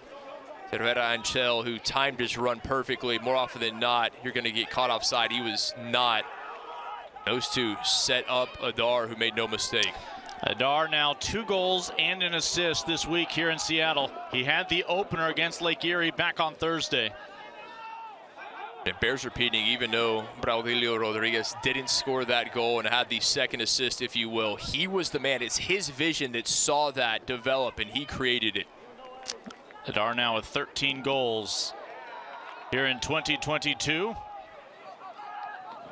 The one that comes today has allowed probably fans and viewers cheering on FPU to breathe a little bit easier here down the stretch, but it's not over. Corner kick coming up for CSU Pueblo. You and I watching the World Cup before this, Argentina, they were up 2-0 on Australia. Australia was able to pull one back, almost able to find the equalizer. CSU Pueblo is going to be looking to do something very similar. That one over the crossbar. There was a absolutely fantastic opportunity. Andrews, the man who has led this team all year long, the big defender, all 6'3" of the 5th-year senior, rises up. There was some contact, but I think if you ask him, he'll know he should have put that one on goal. Pretty confident there will not be any snow delays at the World Cup this year. As we got started a half hour late, but the wait was worth it for FPU, it would appear, as the Ravens will have a throw here at midfield with 13.5 to go. What if these Peña, who's been a spark plug off the bench for the Thunderwolves, the Aurora, Colorado native, unable to keep it in. But he's brought pace off the bench, trying to inject some of that energy. Franklin Pierce University. And the foul there from Parafita. FPU seeking to finish the season 25-0-1. Close out the year on what would be a 17-match win streak. That one blemish, if you will, the scoreless draw with Lemoyne back in September. They were able to avenge it in the conference tournament. Yeah, that conference final 2-0 for FPU. They've appeared to be a team of destiny, if you will, almost all season long, just running through opponents, beating Charleston, who has been the cream of the crop in men's Division II soccer for the last few years. Bynum wins the corner kick here. Need to be able to execute on this occasion. This is what we wanted to see from Lamar Bynum. Come in and make something happen, and the sophomore does that.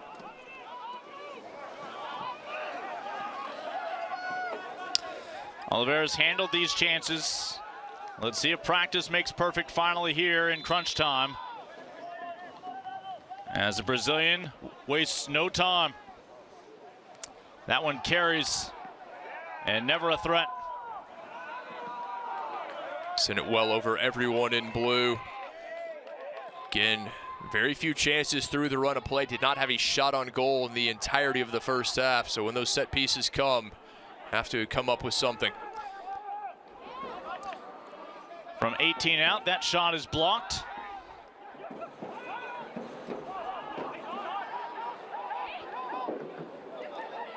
Threat still alive. Good no call there. Andrews, he played that ball. There was contact, but I think a referee did a very good job, and obviously Bynum less than pleased that there was not a point to the spot. CSU Pueblo has managed 2 shots on goal now in this match, as Javier Torres is the lone individual at the moment, it appears, with any concern for the downed Thunderwolf. Also a Raven down, separated by about 10 yards, and a yellow card does emerge from the pocket of our referee. You see Andrews just tries to get around Patafita. There was contact, but I think Andrews, that ball was well in front of him. It was difficult to see from that angle.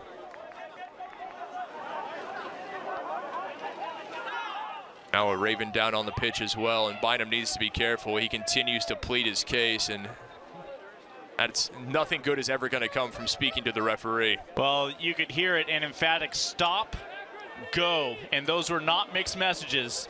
Stop talking, go as far away as possible before you receive another card.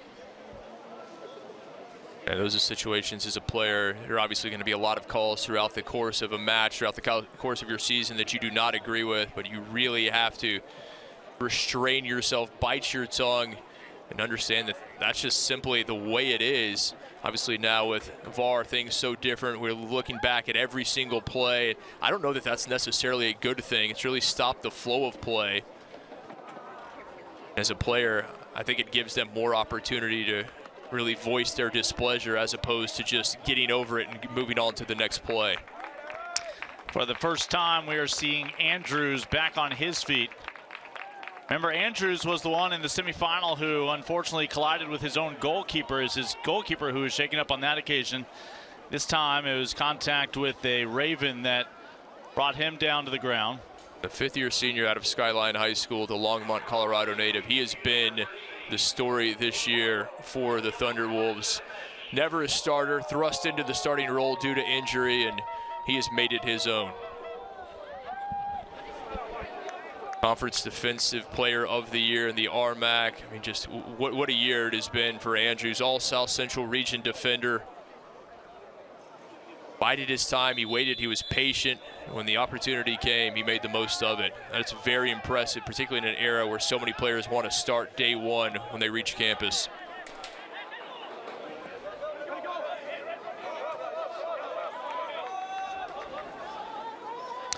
And that last foul was on Zavattini. Has to be careful playing on a yellow.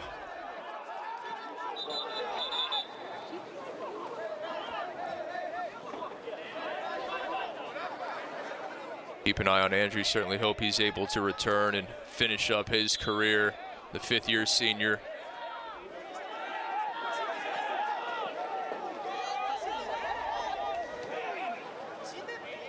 Again, there's no such thing as a calm finish to a match like this. No, this isn't going to be any exception.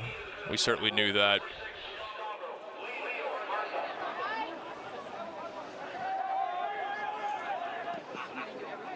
Ball sent in, trying to turn. As the ball was at the feet of Bynum. And Cicadas Rodriguez will escort it out of harm's way. That defense for the Ravens, again, just doing its job. And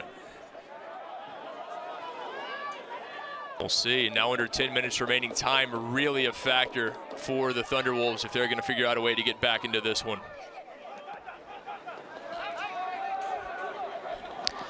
7 shots today for CSU Pueblo, just 2 on goal to test Javier Torres in the frame for FPU. Those two have come in the second half. They didn't have a shot on goal in the first 45 minutes. They had very little possession in that opening half. 8 shots today for FPU, half of them on goal, one of which able to eclipse the goal line. And subsequently a second as well here in the second half.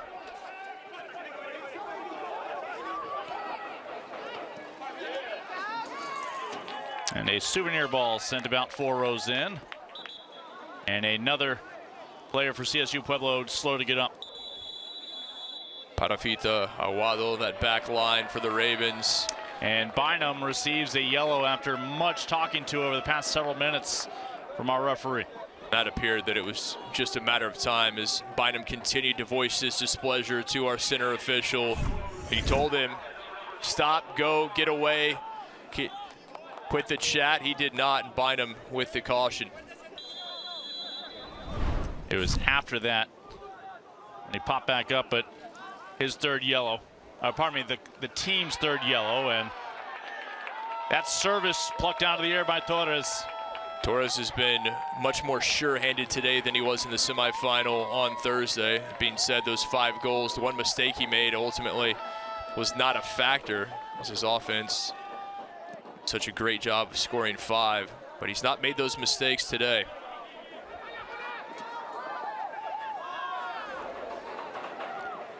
Rodriguez, for the moment, was content going to the corner.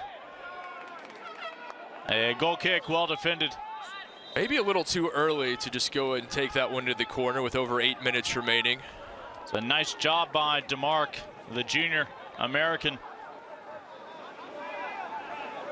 DeMarc has quietly had a good game, also an impressive semifinal. The young man out of Phoenix, Arizona.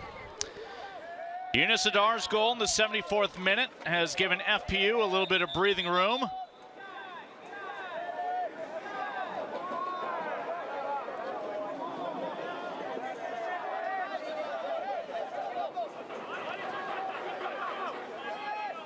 As we could be crowning a champion in less than 8 minutes here in Seattle.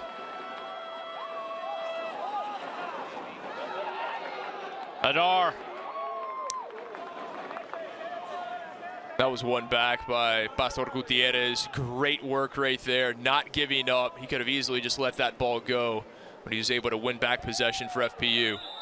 And a full two-handed shove to the ground, sending him to the pitch. He had the opening goal 11 minutes in. Another one of those grad students just showing up when the lights are the brightest.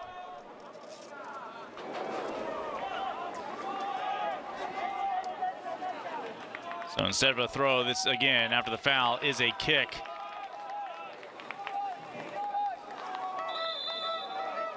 Mention all these seniors, fifth-year seniors, grad students. Well, the good news is Vicente Valor Martinez, just a junior. Valor Martinez sends one in, 6 yards from goal, headed out by CSU Pueblo. Rodriguez trying to win it back. They'll lob one in, but nothing that Roth can't handle.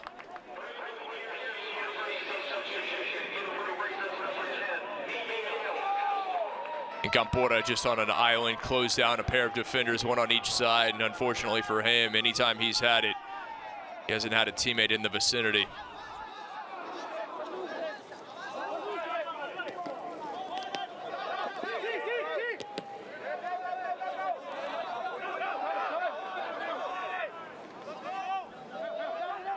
Oliveira.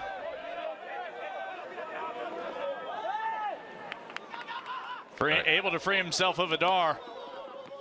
But that final ball, not finding a teammate. Oliveira tried to win it back, but who else but Valor Martinez there to take it for the Ravens.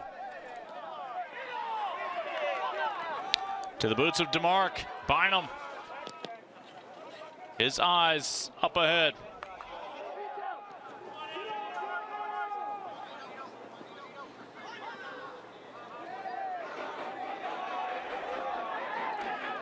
CSU Pueblo has numbers back defensively, and those numbers will pay off here. Eventually, they are going to have to start gambling. They are. They're going to have to start committing numbers forward, trailing 2-0. It's going to open things up for Rodriguez and company. But I think now with 5 minutes left, may be the time to go ahead, take it to the corner with this 2-goal lead, take time off the clock. Whatever you do, make sure that when you have possession, it is as much on the CSU Pueblo side of field as possible. No mistakes at the back. CSU Pueblo found its 12th shutout of the year back in the semifinals to punch their ticket for the first time ever to a national final This 1 year after their first ever NCAA tournament appearance at all last year. And what a jump they've made the last 2 years. Obviously mentioned this year, the record-setting year for so many reasons. A record for wins in a season. They were number 3 at one point, their highest program ranking ever. Their first ever Division II tournament game at home. First ever trip to the national semifinals, and today their first ever trip to the final. I believe that last yellow on Aiden O'Hara.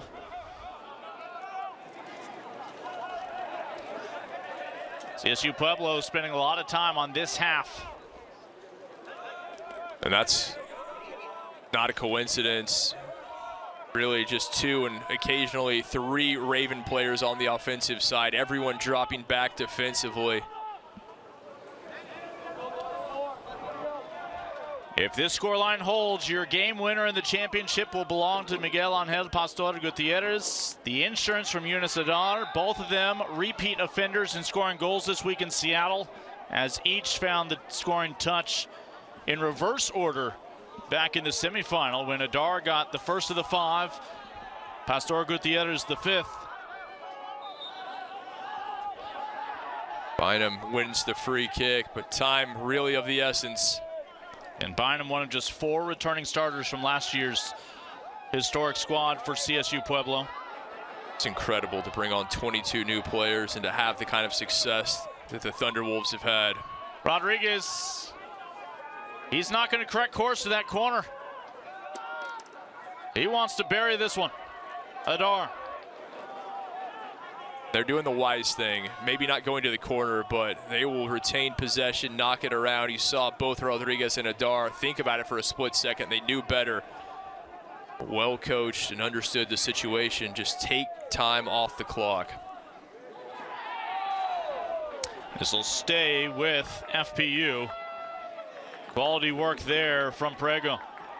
And again, I give credit to both Rodriguez and Adar, that previous sequence. Goal scorers, it's difficult when they have the opportunity not to go ahead and take a shot. Very well disciplined. 2.5 minutes for CSU Pueblo to dial up some heroics.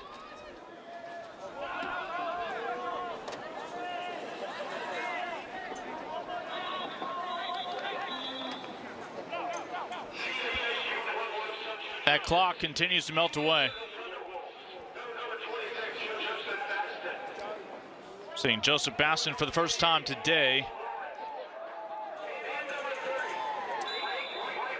as the pride of Wales makes his second appearance this week in Seattle. And again, taking a few too many liberties with the real estate. Roth says, I'll handle it so that we can have more numbers forward on this free kick. And Roth quickly taking it, a heads-up play, because already a good 10 seconds had elapsed in that situation. Can they cut the deficit in half? The answer is no. As Torres, 16 yards off his line, squeezes that one in. And I give Javier Torres a lot of credit. I've said it before, not his best match in the semifinal on Thursday, but as all good players do, he's bounced back. A very impressive performance today in the final, so hats off to him. Has only needed officially to make 1 save. Hasn't made any mistakes. He made the save, hasn't allowed rebounds, no opportunities. Torres, who's been the man here in the postseason, continues to be so. This should be the final minute of the 2022 soccer season.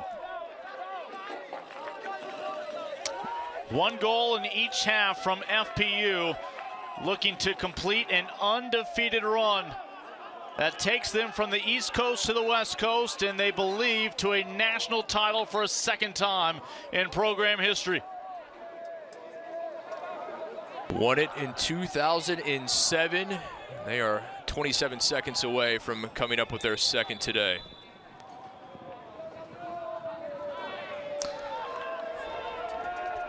As that clock continues to melt away, that celebration now imminent. They'll briefly stop the clock.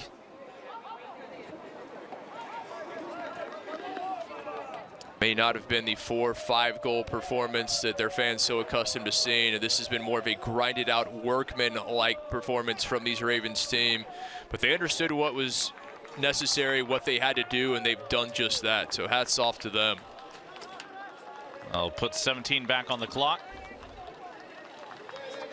Bernardo Prego, I can tell you, he's not going to come off the pitch unless he absolutely has to. He's doing everything he can to walk this one off to stay on the next 16 seconds. In year number 4 for Ruben Resendez, your head coach for FPU. It's going to be a 17-match win streak to complete the year. A year in which they never lost, just 1 draw in 26 matches this year. Final seconds counting down on the 2022 campaign here in Seattle. And for a second time in program history, the Ravens of Franklin Pierce University are your national champions. From the Northeast 10 to the Pacific Northwest, they are the top team in the land in 2022.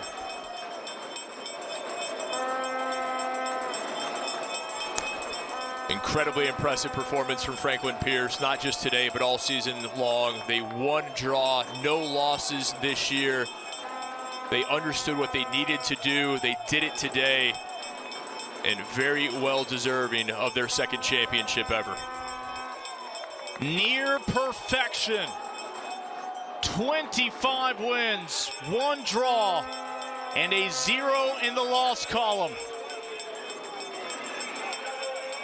As for the showcase back in New Hampshire, that first national title from 2007 is about to have company right now in the grasp of your National Player of the Year, Brandilio Rodriguez, along with Vicente Valor Martinez. The championship winning goal came in the 11th minute from Miguel Angel Pastor Gutierrez, his second goal of the week. One of 3 Ravens with 2 goals in Seattle. Another one of whom, Yunus Adar, with the finishing touches in that 74th minute to put this one away. As we've seen this weekend and their fans have seen all season long, a true team performance. So many players. That man right there, Valor Martinez, he's been a huge part of it in the midfield. Obviously a player the caliber of Braudilio Rodriguez, but he is not the only one, and well-deserved. But the future very bright for CSU Pueblo. They made big strides after it last year, and their fans hoping that they will do the same as they turn to next season. CSU Pueblo's season finishes with a program record 19 wins, just their 4th loss to go with 2 draws. The pride of the RMAC in just their 2nd ever postseason run. The only way they can improve on this season is, well, a few goals in the national championship, and perhaps there will be a title in their near future as well. But 2022 belongs to FPU. We will keep our coverage going, but for Kit McConico, I'm Lincoln Rose. Stay tuned for the national championship presentation here on NCAA.com.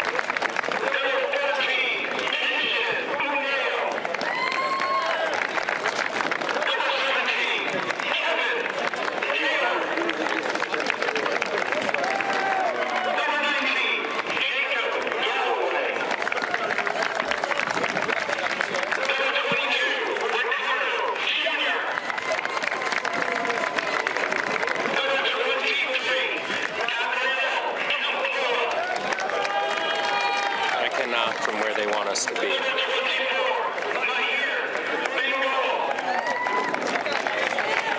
And that's not a